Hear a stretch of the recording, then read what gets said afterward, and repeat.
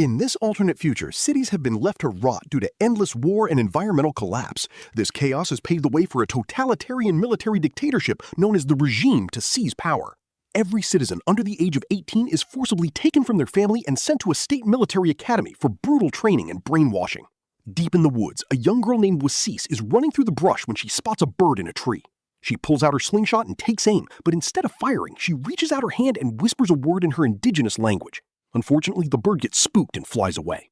Her mother, Niska, asks why she didn't take the shot, and Wasis simply replies that she was listening to it. As they continue their trek, Wasis gets distracted by the scenery and accidentally steps directly into a heavy bear trap. Niska rushes to pry the steel jaws open and bandages the wound before helping Wasis limp back to their hideout. Their home is actually an old abandoned bus they've converted into a survival shelter. That night, Niska grows increasingly anxious as Wasis's wound won't stop bleeding. Suddenly, she hears a mechanical hum and looks out the window to see a surveillance drone approaching their position. She signals Wasis to stay dead quiet while she grabs her shotgun and heads outside.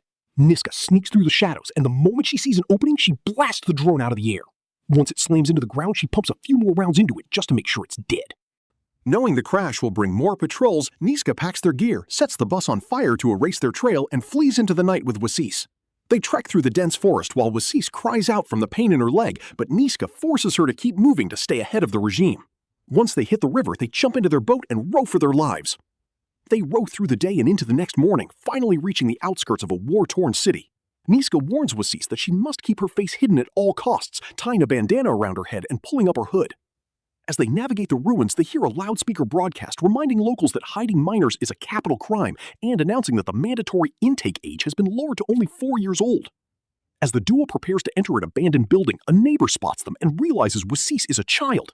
A panicked Niska draws her knife, but the man quickly tells her he isn't a threat. He reveals that he's been secretly hiding his own son, Trey, as well. Niska coldly tells them that they need to keep to themselves. Later, while Niska's asleep, Wasis sneaks out and finds Trey standing in the yard. She follows him to a small garden where he shows her a crashed drone, claiming it's been there for years. However, Wasis leans in and swears she can hear a noise, believing the machine is still breathing. Suddenly, the drone roars to life. Niska appears out of nowhere and smashes it to bits before dragging Wasisi back inside. Moments later, regime authorities known as Jingos arrive to seize Trey. Trey and his father swear he is already 18, but the Jingos use a wrist-scanning device that confirms he's actually only 15. Trey is hauled away in a transport, and his father is executed on the spot when he tries to fight back. Sometime later, Niska and Wasisi reach a crowded street market in the slums. There are guards at every corner, forcing them to sneak through the shadows with extreme care. Large screens on the walls blast regime propaganda, and Niska is heartbroken to see her old friend Pierre appearing in the videos. Suddenly, drones fly overhead and drop food rations, causing a desperate riot as the crowd fights for scraps. Niska uses the chaos as cover to sneak Wasisi to the home of another old friend, Roberta. After a tearful reunion, Roberta lets Wasisi feed her cat to distract her while the adults talk. Niska explains that Wasisi needs urgent medicine because her leg wound has become severely infected. Roberta warns her that the Jingos have now stationed guards at all the local clinics. Niska mentions seeing Pierre on the screens, and Roberta reveals that he's actually her son. Roberta shows Niska a photo of Pierre's graduation from the academy and suggests Wasisi might actually be safer there. She argues that the girl could get citizenship and a better life, but Niska refuses, knowing it would mean never seeing her daughter again. The next morning, Niska is jolted awake by the sound of jingle vehicles entering the market. The officers begin a door-to-door search of the area. Niska is cornered. Wasisi's condition has worsened so much that she can no longer walk. Roberta points out that the Jingos are the only ones with the medicine to save Wasisi's life. Heartbroken and desperate, Niska tells her daughter she's going to get her help and steps outside. She alerts the officers to a minor in the house and flees while they haul Wasisi off to the military academy. Once she finds a place to hide, Niska has a total breakdown. 10 months later, Niska is living a hollow existence in a rundown apartment. She spends her days working at the market and giving what little food ration she has to those even poorer than her. Her new friend Randy visits her, claiming he's found a miracle that will save them both, and asks her to meet him later that night. After work, Niska visits the academy's perimeter fence, which has been turned into a makeshift memorial for kidnapped children. She weeps as she leaves Wasisi's favorite toy at the site. Upon returning home, she finds Jingos ransacking her building looking for terrorists who have been attacking academy transports. Meanwhile, inside the academy, Wasis is healthy but transformed. She follows every order and trains alongside the other children with chilling efficiency. Selection day is only a week away, where the elite students will be sent to the wealthy Emerson State. During the morning pledge, however, Wasis remains silent. In her room, she secretly adds details to a hidden map of the facility she's been drawing. She overhears a girl being dragged away for testing and worries when the student never returns. Later, Niska meets Randy at a bar. He tells her he's found a guy who can forge their IDs and grant them citizenship in Emerson. Niska hates the idea of living among the upper-class jerks, but Randy reminds her that it's the only way she'll ever have the clearance to see Wasis again. That afternoon, Niska falls asleep at the memorial wall. She wakes at dusk to see a wild horse nearby and manages to calm it down with a gentle touch. She notices other horses tied to nearby trees and tries to lead the stray back to the pack. She follows a distant voice and finds a man named Charlie using a laptop and a microphone to send secret instructions to someone inside the walls. Suddenly, two adults emerge from the academy shadows with several children in tow. Thinking they are abducting the kids, Niska lunges to attack. The men quickly overpower her and throw a bag over her head. Hours later, she's brought into a dark room. Her captors reveal they are a band of Cree resistance fighters, and Niska proves her own heritage by speaking a few words of the language. This group has been conducting high-stakes night raids to rescue kidnapped children from the academy. The leader, Ida, asks Charlie to verify Niska's story to see if she's trustworthy. Niska is taken to a bonfire where she meets the community elder. The elder explains an ancient prophecy. A guardian would come from the north to shield them. She's convinced Niska is that person. The camp celebrates their successful raid with traditional music and food. That night, Niska explores the camp and finds a tent filled with rescued children. The sight of them safe and free moves her to tears. Ida finds her, and Niska finally reveals Wasisi's situation. Ida is impressed that Niska kept a child hidden for so long and officially welcomes her to the community. The next morning, Niska tries to leave, but the resistance warns her that Wasisi is in grave danger. They explain that the academy is a brainwashing factory, turning kids into jingo puppets. They offer to rescue Wasisi, but in exchange, they need Niska to guide the group of children to a legendary safe zone in the north. Niska thinks the safe zone is a myth and claims a 3-week journey while dodging drones is impossible. A resistance member named Leo tells her they have to act now, because once a child is sent to Emerson, the brainwashing becomes irreversible. Frustrated and scared, Niska snaps, pointing out that the regime at least provides food, medicine, and stability. She runs away. Leo tells Ida that Niska isn't the guardian they're looking for, but Ida believes she just needs time to find her courage. Back at the academy, Wasisi sees the missing girl return from the selection process in a completely traumatized, catatonic state. She sees a bird on the fence and speaks to it in Cree. That evening, Wasis picks the lock on her door and tries to make a break for it. Unfortunately, the alarms trip immediately. Guards catch her and throw her into a cold, dark isolation cell.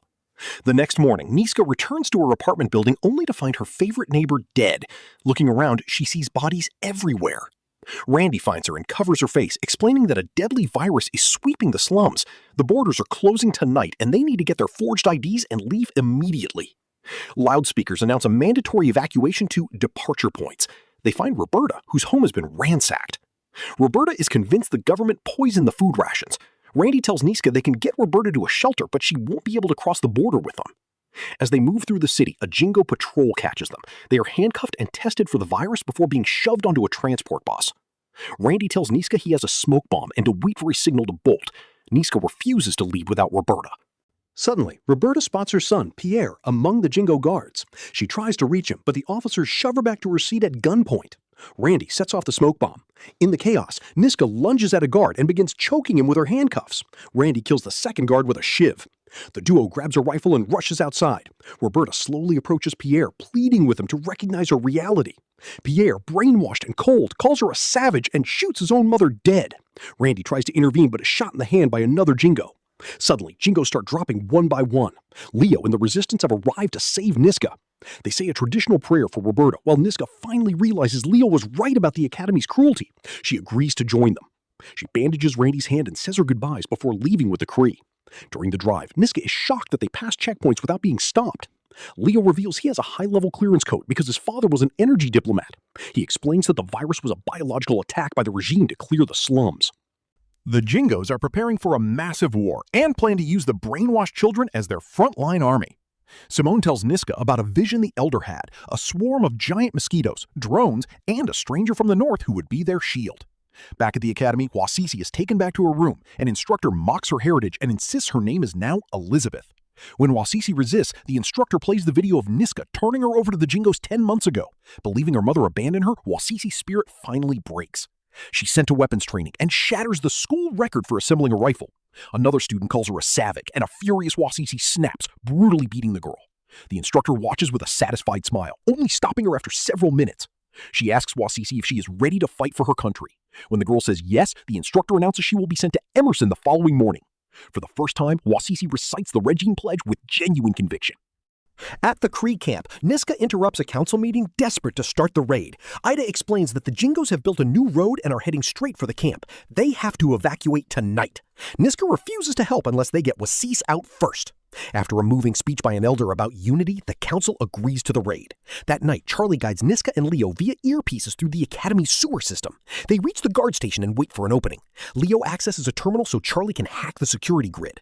Charlie unlocks the dormitory doors remotely. Niska finally finds Wasis, who immediately accuses her mother of throwing her away. A tearful Niska begs for forgiveness, and they finally reconcile. A guard discovers the hack and trips the alarm. As Jingos swarm the halls, Leo is forced to kill 2 of them to protect the group. Charlie informs them that the Kree camp has been discovered and the army is invading.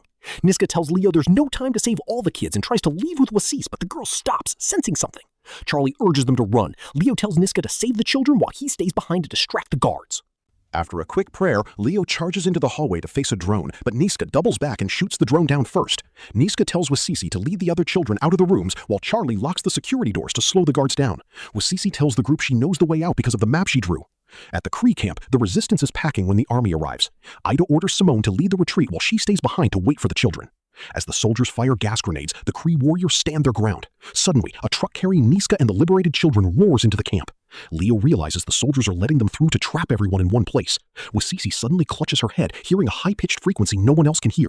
The sky fills with hundreds of drones, mirroring the Elder's vision. Niska tries to hide Wasisi in the truck, but the girl runs out to face the army alone. She raises her hand and speaks the ancient word she used on the birds. To everyone's shock, she begins to telepathically control the drones. Charlie realizes Wasis, not Niska, is the true guardian. Wasis forces the drones to turn their weapons on the soldiers, forcing the army into a panicked retreat. The Kree begin to celebrate, but one lone soldier hiding in the brush aims his rifle at Wasis. Niska sees him and throws herself in front of her daughter as a human shield. Simone kills the soldier, and the group rushes to Niska, who is mortally wounded. They cover her with a blanket as Wasis holds her mother in her final moments. In a final display of her power, the drones Wasis controls form a glowing circle of life in the sky above them.